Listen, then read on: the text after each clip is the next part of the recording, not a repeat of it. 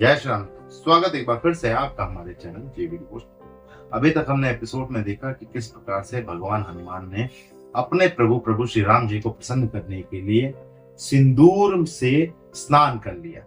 पूरे शरीर को उन्होंने सिंदूर लगा लिया है और उसके बाद जब सभा में वो प्रवेश करते हैं तो कहीं ना कहीं उनका हाथ से उड़ाया जाता है। सर्वप्रथम आप लोगों को हनुमान जन्मोत्सव की हार्दिक बधाई। लेट हो गए, थोड़ा लेट, कोई बात नहीं। लेकिन हनुमान जी जिस प्रकार से प्रभु श्री राम जी को प्रसन्न करने में लगे हुए हैं अपने पूरे तन मन हर तरीके से, मतलब किसी तरीके से प्रभु प्रसन्न रहने से, और उनके इस कर्म से प्रभु प्रसन्न हो गए। उन्होंने एक तक वरदान दे दिया कि आज के बाद जो भी तुम्हारा अभिषेक सिंदूर से करेगा उस पे मेरी कृपा सदैव बनी रहे, वो हमारे लिए प्रिय हो। अच्छा, माता सीता इमली खा रही हैं और संकेत मिल गया है, उल्टी हुई उनको, और एकता कपूर जी ने इतने सीरियल दिखा डाले हैं कि हमें भी संकेत मिल गया है। हमें संकेत मिल गया है, प्रभु श्री राम जी को भी संकेत समझने में टाइम लगेगा, लेकिन माताएं उस संकेत को समझ चुकी हैं। तो देखते हैं। एक तरफ वो धोबी जी अपनी पत्नी को फटकार लगा रहे हैं। बतिया रही होगी तुम, निकल जा माइक, चल। ये शंका का समाधान नहीं है। आप रोग का समाधान निकाल सकते हैं, रोग असाध्य रोगों का संधान कर सकते हैं, लेकिन शंका का कोई समाधान नहीं। इस बीमारी से ग्रसित हमारे धोबी जी अभी क्या क्या बीमारी और अयोध्या में पैदा करेंगे हमें देखना होगा आगे के एपिसोड में। तो शुरू करते हैं। 267 पार्ट 1। आ रही थी, अचानक उबकाई करने लगी।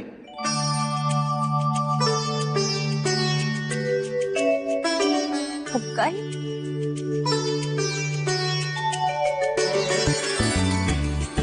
उबकाई? सीता,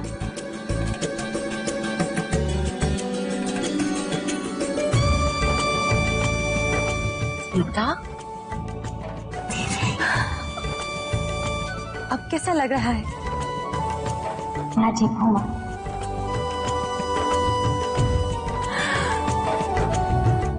सच? माँ, मैं राजीव वैद्य को बुलवाता हूँ।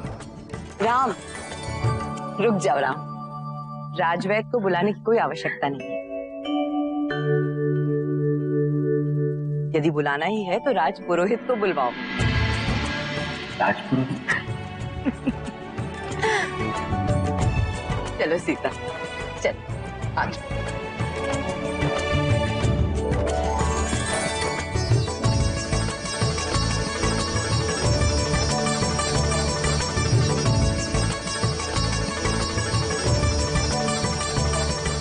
ठहरिए माता।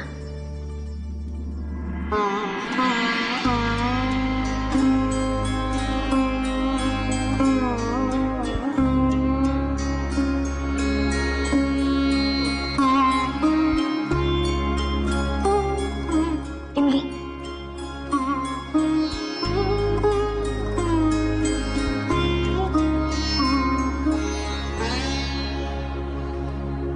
आप पिता बनने वाले हैं।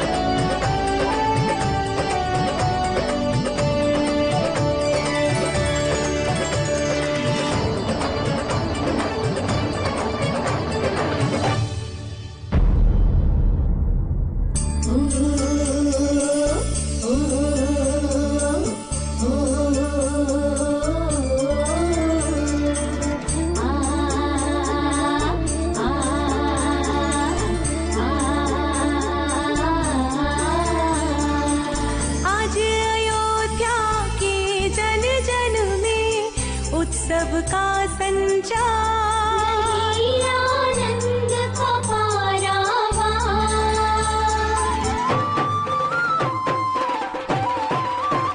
हो आज अयोध्या के जन जन में उत्सव का संचार, आनंद का पारावार। गोद भराई सिया की हो रही ही सब ही निहार है ये रघुकुल का विस्तार। आज अयोध्या के जन जन में उत्सव का संचार।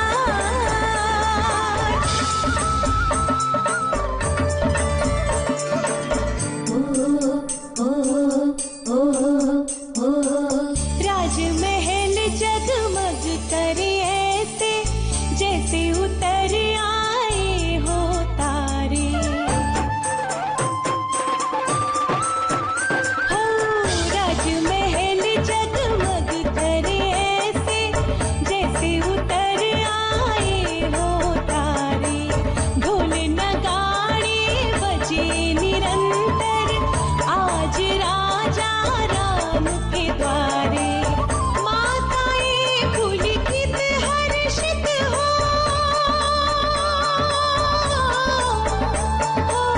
माताएं पुलकित हर्षित हो स्नेह लुटाए अपार। आनंद का पारावार।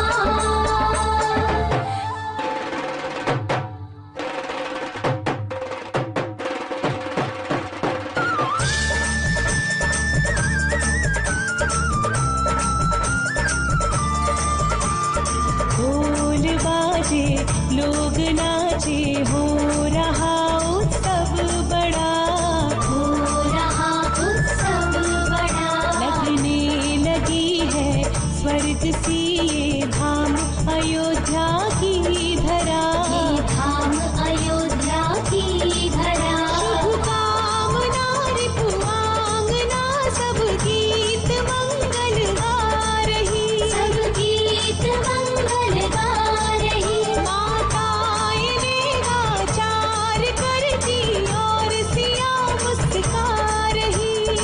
और सिया मुस्का रही। आशीष देते देवगण रघुकुल खिलावे जानकी। रघुकुल खिलावे जानकी। लेकर बलाई झूमे सभी जय जय सिया और राम की। जय जय सिया और राम की। जय जय सिया और राम की। जनक सुता महारानी सीता।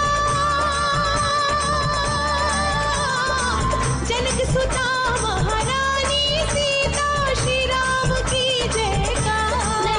आनंद का पारावार। आज अयोध्या के जन जन में उत्सव का संचार।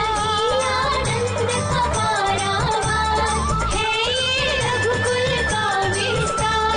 नहीं आनंद का पारावार।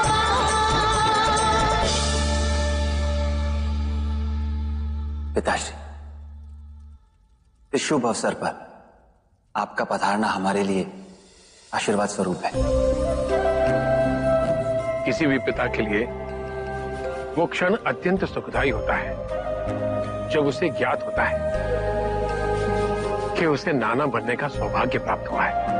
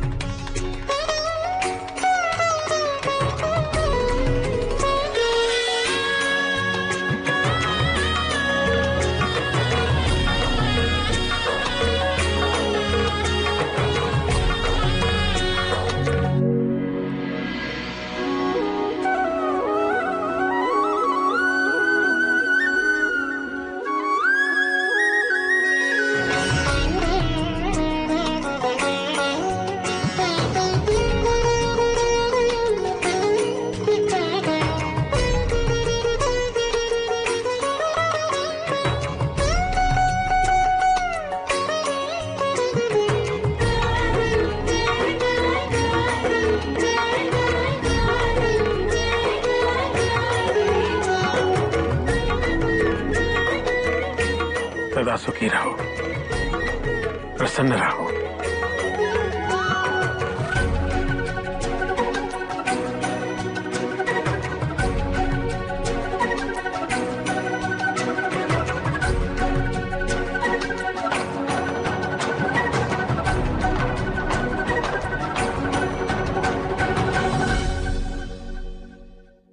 सौभाग्यवती भव। दूध नहाओ, वो तो भला। सौभाग्यवती भव।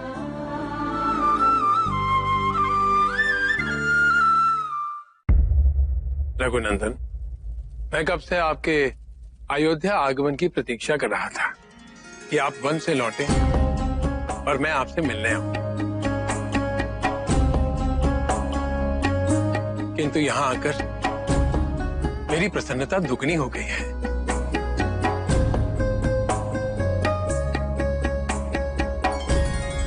रघुनंदन, मिथिला की परंपरा के अनुसार पुत्री की पहली संतान का जन्म उसके मायके में होता है।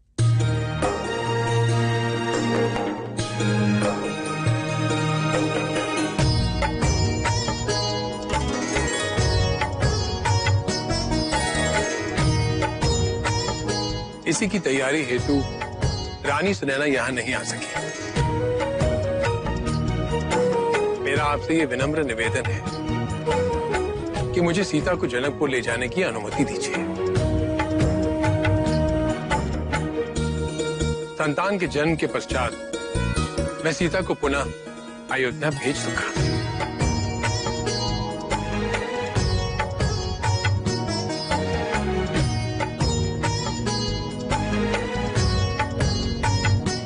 पिताश्री, रीति, नीति और परंपरा का निर्वाह होना अति आवश्यक है, और यदि यही मिथिला की परंपरा है तो आप सहर्ष सीते को अपने साथ ले जा सकते हैं।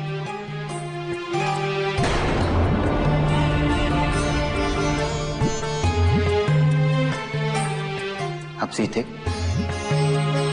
तब तक मिथिला में रहेंगी जब तक हमारी पहली संतान का जन्म नहीं हो जाता।